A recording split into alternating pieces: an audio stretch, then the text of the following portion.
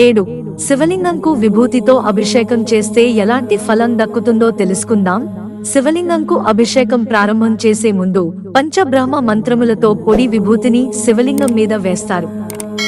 ఈ బ్రహ్మాండంలో ఉన్న సమస్త వృక్షముల పూలను కోసి తెచ్చి ఈశ్వరార్చన చేసినటువంటి ఫలితం పొడి భస్మంతో అభిషేకం చేసిన వారికి దక్కుతుందని శాస్త్రం.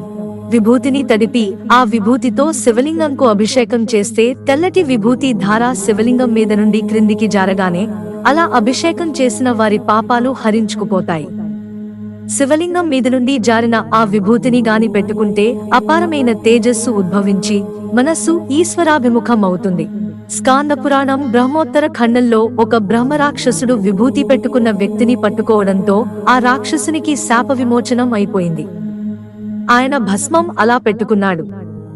అంత ఉపాసనా బలంతో పెట్టుకున్నాడు కాబట్టి భస్మం అంత గొప్పది. దానిని ధరించినవాడు పరమశివుని ఆశీర్వచన బలంతో ప్రకాశిస్తూ ఉంటాడు.